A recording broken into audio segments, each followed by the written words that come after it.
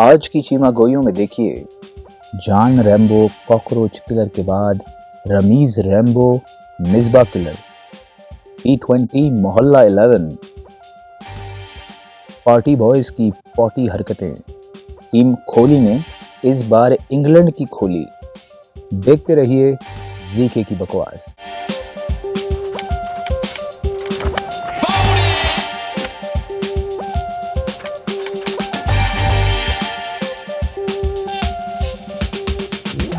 हाँ जी, तो भाई कर रहा है समर एंजॉय।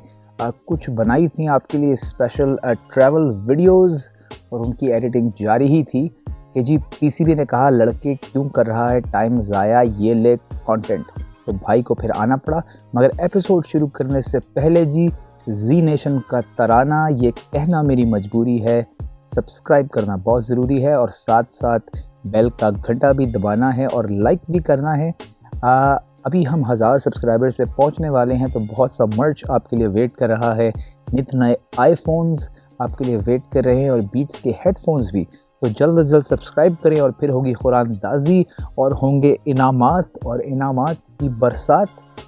ये तो हो गई जी कारोबारी बातें। अब कारोबारी बातों से सीधा आते हैं हम कबूतर खाने की बातों पे। जी हाँ, कबूतर खाना जिसे हम और आप जानते हैं पीसीबी के नाम से, जिधर हमेशा होता है कबूतर जा जा जा कबूतर जा। वर्ल्ड कप से पहले जी पीसीबी ने दिया है ये बजूका और रमीज राजा जो है वो आ गए हैं बेड़ा संभालने। और जो है वो क्योंकि अब रमीज जो है वो ये काम संभालेंगे, तो मुझे लगता है कि पोस्ट गेम शोज़ के अंदर जो है एक बड़ी वैकेंसी जो है वो खुल गई है रमीज स्पीक्स की जगह पे। तो जी अब जीके विल स्पीक्स और जी सब्सक्राइबर्स की रेल पेल होने वाली है। तो जीके के लिए तो जी बड़ी अच्छी अपॉर्चुनिटी है, कुछ बहुत बड़ा स्पेस जो है वो यूट्यूब पे खुल गया है। ज़ैनब अब्बास भी जो है वो अब शोखियाँ मारने के लिए कोई नया पार्टनर जो है वो ढूंढ रही हैं। और आपको याद हो, ये बहुत अरसा पहले वर्ल्ड कप से पहले रमीज़ का एक शो हुआ था पीटीवी पे। तो मैं उम्मीद करता हूँ कि इधर पीसीबी का काम संभालने के लिए भी जो है वो रमीज़ अमानत चंद को ना ले आएँ as an assistant. Naoji Chand ji over the wicket.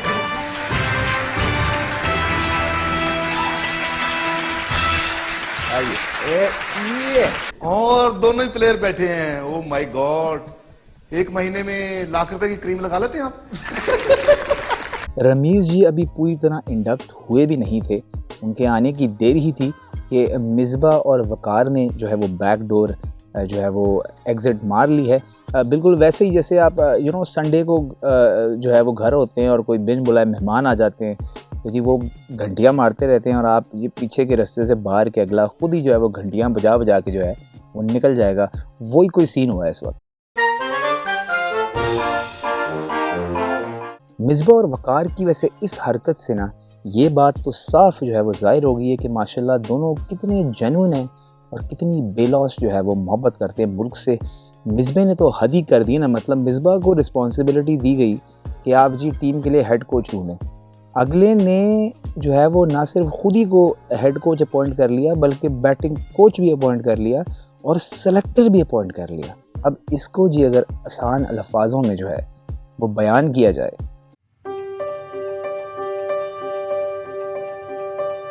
तो बेसिकली जी आपको बुलाया आपके बॉस ने कि जीके जी मुझे इस टीम के लिए एक बंदा आपने ढूंढ के देना है और फिर आगे से ये बंदा जो है वो इस टीम को बिल्ड करेगा और बाकी लोगों को हायर करेगा। आपने कहा सर बंदा मिल गया। सर वो बंदा मैं ही हूँ, उस बंदे का असिस्टेंट भी सर मैं ही हूँ। सर उस बंदे की जो पूरी टीम है सर वो भी मैं ही हूँ। सर उस बंदे का चपरासी भी सर मैं ही हूँ। सर उस बंदे का वॉचमैन भी सर मैं ही हूँ। और फिर जी मिसबे ने अपॉइंट किया विकी भाई को एज अ बॉलिंग कोच। और विकी भाई जो है वो या तो पीसीबी के लिए काम करते हैं या फिर वो कुछ नहीं करते। तो बेसिकली ये उनकी दो हैं जो रिस्पॉन्सिबिलिटीज़ होती हैं। विकी भाई को मुझे लगता है कि अगर पीसीबी एज अ हेड महसूस भी बुलाए ना, तो उन्होंने वो जॉब जो है वो एक्सेप्ट कर लेनी है, या अगर हेड चपरासी भी बुला ले तो उन्होंने वो जॉब ले लेनी है, क्योंकि विकी भाई का कोई स्टेटस ही नहीं है भाई। अगला एज अ हेड कोच फारिग किया गया है, तो वो उससे भी निचले ओहदे पे जी वापस आ गया पीसीबी के अंदर। मतलब ये अगर इसको आसान लफ्ज़ों में बयान किया जाए, कि आपके बॉस ने जी आपको नाअहल करार देते हुए आपके ओहदे से जो है वो फ़र्क कर दिया। आपने कहा सही है सर, कोई बात नहीं। फिर जी आपके बॉस ने दिया इश्तिहार, आपने उससे भी निचली नौकरी के लिए अप्लाई किया, आके इंटरव्यू दिया और फिर से जी आप हायर हो गए। अब इसमें मुझे पता नहीं चलता है कि आप चवल हैं या आपका बॉस जो है वो चवल है। अच्छा जी, एक होती है रॉकेट साइंस। जो कोई काम आप कर रहे होते हैं ना, आपको लगता है कि जी ये काम कोई मुश्किल नहीं है, तो आप कहते हैं यार ये कोई रॉकेट साइंस नहीं है। पीसीबी के इस चुप्पे की एपिसोड के बाद जी एक नया टर्म आया है, ये कोई पीसीबी साइंस नहीं है। तो अब जब भी कोई की बात होनी है ना, तो हमने ये कहना है यार कल रात में सोया था तो काला कुर्ता पहन के सोया था, सुबह उठा तो कुर्ता लाल था, यार ये तो पीसीबी साइंस हो गई। यार मेरा कुत्ता कल घर आया और पंजाबी में गालियाँ देने लग गया, यार ये तो पीसीबी साइंस हो गई। मेरा तो कहना है कि जी रमीज़ भाई, इस वक्त आप जो है मिस मीरा जी के जो सिंगिंग कोच हैं, आप उनको ले आएँ। इन्होंने बॉयज़ को टू द पॉइंट सिखाना है और टेलर्ड टू देयर नीड्स। इससे बेहतर कोचिंग जी मैंने नहीं देखी। तेरा और मेरा तो जोड़ नहीं, तेरा और मेरा तो जोड़ नहीं।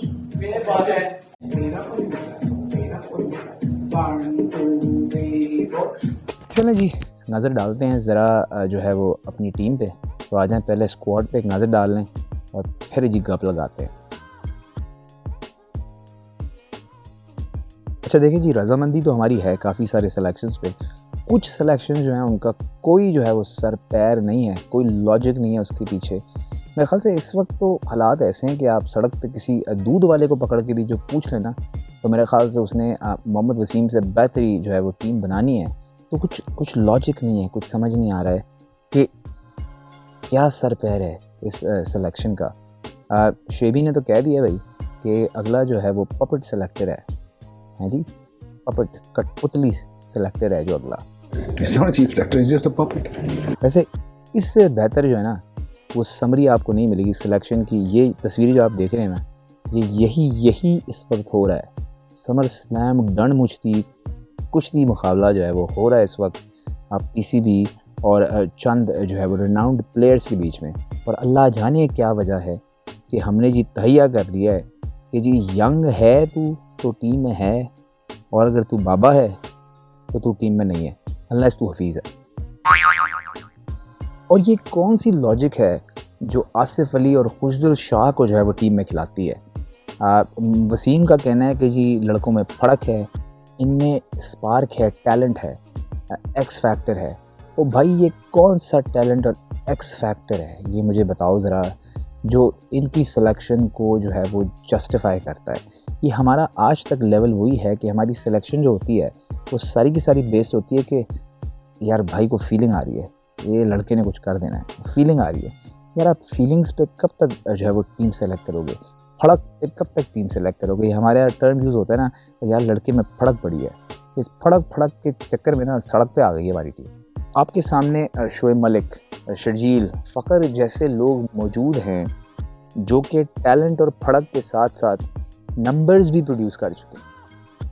तो क्या वो लॉजिक है कि आपको फिर भी जो है वो आउट ऑफ द बॉक्स सोचना है। एक तो ये हमारा जो है ना कि एक चीज़ बन गई है कि जी अगर आपको अंग्रेज़ी आती है तो आप सियाने हो। इसी तरह अगर आप पेचीदा और कॉम्प्लिकेटेड डिसीजन लेते हैं जो किसी के समझ ना आए, तो जी क्या बात है आपकी। तो यार कभी कभी चीज़ें बड़ी सिंपल होती हैं, राइट, बहुत ही सिंपल चीज़ें होती हैं। कभी कभी आपके सामने शोएब मलिक, शर्जील, फ़खर जैसी मिसालें मौजूद हैं जो कि टाइम एंड टाइम नंबर्स भी प्रोड्यूस कर चुके हैं और टैलेंट भी उनमें भरपूर है, ये तो हर कोई मानता है। तो जी फिर क्यों आपको जो है वो जो है मस्ती करने की ज़रूरत है, अनवांटेड मस्ती की। मेरे ख़्याल से मोहम्मद वसीम आपको भी जो है ना मिस मीरा जी के कोच की ज़रूरत है जो आपको सिखाए कि हैंड पिक जो है ना लड़के कैसे करने हैं सिंपली। शोएब मकसूद का पूरी कौम को पता है कि इसने 2 हिटें लगा के ना आउट हो जाना है, सिर्फ वसीम भाई इसके अंदर फर्क ढूंढ रहे हैं।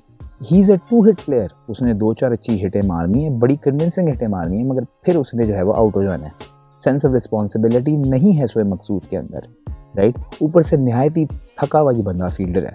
अब मलिक साहब जो हैं वो न सिर्फ आपको स्टेबिलिटी देते हैं, एक्सपीरियंस देते हैं, गेंद भी करा सकते हैं, और साथ साथ मलिक साहब की फील्डिंग आज तक बहुत आला है।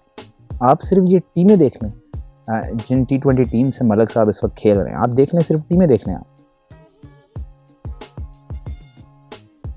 अब कह दो जी कि ये सारे चवल जिन्होंने मलिक को खिलाया है, इनका तो विजन ही नहीं है ना।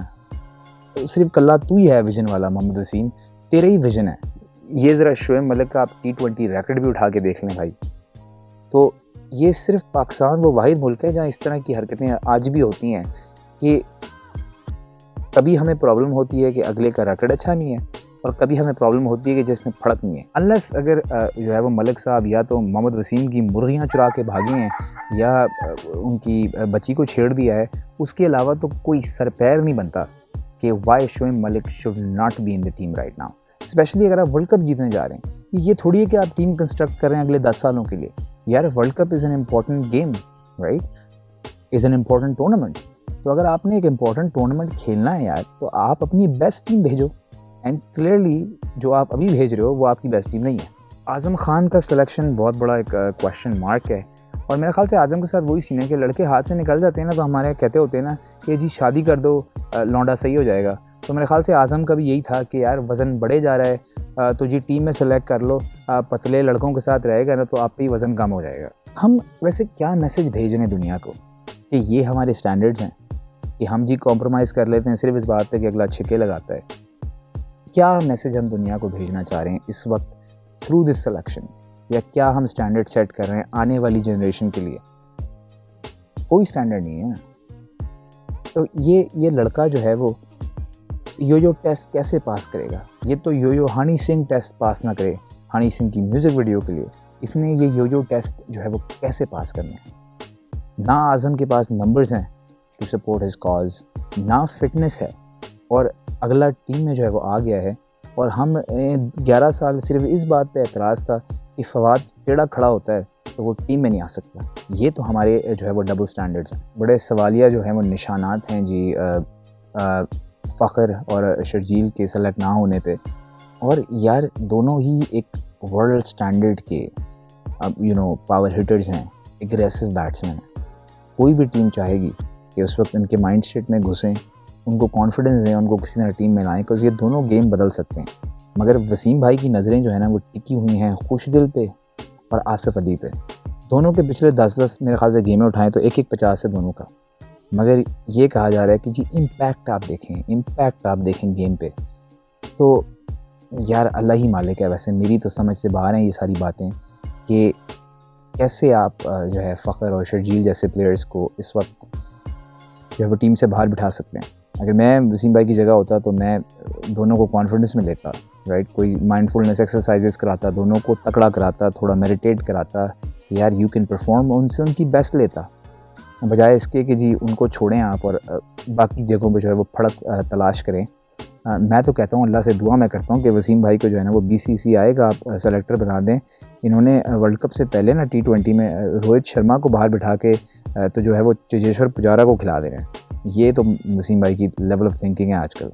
वो निदा यासिर पे जो है वो हम बढ़के पड़े थे कि अगली ने जो है वो फार्मूला 1 गाड़ी को जो है वो 4 सीटर फॉक्सी बना दिया। तो क्या हो गया यार, मेरी बहन से थोड़ा सी इससे गलती हो गई। गाड़ी में एक आ सकता है क्योंकि फार्मूला स्टाइल कार है। एक आ सकता है। बिल्कुल। अच्छा, अभी जो शुरुआत की है वो आपने एक से की, छोटी गाड़ी। नहीं, बेसिकली मैम ये फार्मूला है, तो जो फार्मूला है रेसिंग कार है तो उसमें एक ही बंदा होता है। अच्छा, अभी फार्मूला बनाया आप लोगों ने, अभी एक्सपेरिमेंट किया है या गाड़ी को? It's a formula student car. जो फार्मूला कार होती है उसमें एक ही बंदा होता है। हाँ। Just the race car is the race for the race. अच्छा, तो आप लोगों ने एक्सपेरिमेंट कर चुके हैं इसमें बैठ कर? आप बैठे हैं कभी? ये ब्लू फिल्मों के वहीद मुराद ने तो जी लैपटॉप ते चार्ट्स ते बार ते चिली मिली वर्म्स सब जो है वो दिखा के इतने कोई बोंगे जो है वो डिसीजन लिए हैं कि मेरी नज़र में तो इसकी कोई माफ़ी नहीं है। मेरी बहन को तो मैं फिर भी माफ़ कर दूंगा जो फार्मूले के बारे में बार बार पूछती रही। ये मोहम्मद वसीम पपटिया के तो सारे जो है वो फार्मूले जो है वो फेल ही हो गए। इधर PCB में जी वर्ल्ड कप से पहले जो है वो ऊंच पटांग हो रही है और इधर हमारे सीनियर पढ़े लिखे क्रिकेटर जो है वो एक दूसरे की जो है वो बेइज्जती करने में जो है वो मशगूल हैं, एक दूसरे की पतलूनें उतार रहे हैं टीवी पे। अभी पहले जो है वो हमारे ये करंट डायरेक्टर रमीज़ भाई और मोहम्मद यूसुफ के बीच में मस्ती चल रही थी। उधर यूसुफ उनकी हसीन जुल्फ़ों पे थूके जा रहे थे, नीचे से रमीज़ भी जो है वो यूसुफ की दाढ़ी जो है वो खींचे जा रहे थे। बात यहाँ तक पहुँच गई कि रमीज़ ने जो है वो यूसुफ को मकार मौलवी जो है वो बुला दिया और उन्होंने जो है वो रमीज़ को इंग्लिश का टीचर जो कह डाला है। उसके बाद जी अब हमारे जो स्टार्स शेबी और वसीम अकरम जो कि ऑन स्क्रीन बडीज़ थे भाई, मेरे ख़्याल में तो अगले मौला जट बन के घूमे, उन्होंने एक दूसरे की जो है वो बनाना शुरू कर दी है और एक दूसरे के जो है वो पीछे पड़ गए हैं जी। यार ये क्या हरकतें हैं भाई, या हम एक सिविल जो है वो नेशन है यार, आप लोग को अच्छा लगता है ये हरकतें करते हुए, वो भी ऑन स्क्रीन? जिस बंदे को तमीज नहीं है ना उसको कुछ नहीं पता जिंदगी में। जैसे वसीम अकरम है, इनसे पूछ लें, वो हर इंटरव्यू में ये कहते हैं कि शोएब अख्तर को मैंने क्लब में पकड़ा। कभी वसीम अकरम से पूछ लें, कभी एक दिन शोएब अख्तर को जिम में भी लेके गए? कोई एक दिन 14 साल में शोएब अख्तर को कान से पकड़े जिम में भी लेके गए? कभी नहीं। तो खुद तो क्लबों में जिंदगी सारी गुजारी है उन्होंने। अगर शोएब अख्तर का क्लब चला गया तो क्या मसला हो गया? यार ये टिट फॉर टैट की हरकतें बंद करो भाई, खुदा के वास्ते। कोई एक तो मुजाहरा करे इस बात का कि यार I am a bigger man, और जाने दो यार बात। कॉपरेट कर सोनिया। इधर जी हम जो है वो दो दिल मिलने की बात कर रहे हैं, उधर दो जो है वो बिछड़ रहे हैं क्योंकि उनके बीच में घुसा है ये हिंदुस्तानी बैंगन। भाई क्या बात है टीम कोहली की, क्या जज्बा है, क्या एग्रेशन है, क्या दिया है इंग्लैंड को। और मैं तो कहता हूँ कि अगर आप इस सीरीज़ के दौरान दिनेश कार्तिक ने जो इंटरव्यू लिया था कोहली का, अगर आप वो सुन लें तो आप अपना सर पीट पड़ेंगे कि इस बंदे का लेवल ऑफ थिंकिंग क्या है। From the time I got back home till the Australia tour, I promise you, I was visualizing every day when I was working out in the gym that I'm hitting Mitchell Johnson, I'm hitting these guys all over the park. इधर पूरी कौम जो है वो कप्तान की चाय बनाने पे जो है वो घुसी हुई है। इधर अगले ने जो शो किया है, जो डिसिप्लिन है इस वक्त टीम इंडिया का और जो अप्रोच है, उसने कह दिया मुझे फ़र्क ही नहीं पड़ता भाई गेम इंग्लैंड में है कि भूटान में है, इट्स जस्ट अ गेम। ये माइंडसेट जो है ना, हम उससे भी हैं कोसों दूर। Stuff that does not matter, which is England tour tick mark, Australia tour tick mark. It doesn't matter at the end of the day. अगला जो है वो आज रिटायर होने की बातें कर रहा है कि अगर आज भी मैं रिटायर हूँ तो मैं फुली सेटिस्फाइड होऊंगा कि इंडियन क्रिकेट इस मकाम पे पहुँच चुकी है कि यहाँ से उनको जीतना आता है। और एक हम हैं कि हम अपने बंदों को जो है वो ठुड्डे मार मार के जो है वो पीसीबी से निकाल रहे हैं और वो जी रोशनदान से घुस के जी वापस जो है वो अंदर आ जाते हैं, जो हैं वो जाने का नाम नहीं ले रहे हैं। ये हालात हैं हमारे। In my mind, I have already achieved what I wanted to as a leader, which is to create an environment and a culture where people strive for excellence every day. इस इंटरव्यू को सुन के ना वैसे मुझे ये अंदाज़ा हो गया कि जी आप सेलेक्टर, कोच, हजाम, मलेशिया, खाने पकाने वाला जो है वो लेटरिन क्लीनर, इन सारों को भी आप फारिग कर दो ना तो कुछ नहीं बदलने वाला। क्योंकि बदलना अगर हमें है ना तो वो है अपनी सोच बदलनी है भाई एक चैंपियन बनने के लिए। For the World Cup you need a tight। तो भाई तू सोच और भाई निकलता है। और सब्सक्राइब करने से पहले बिल्कुल ना सोचें, क्योंकि ये मैं गारंटी दे सकता हूँ कि ये डिसीजन तेरी ज़िंदगी का बेस्ट डिसीजन होगा। जी के आउट।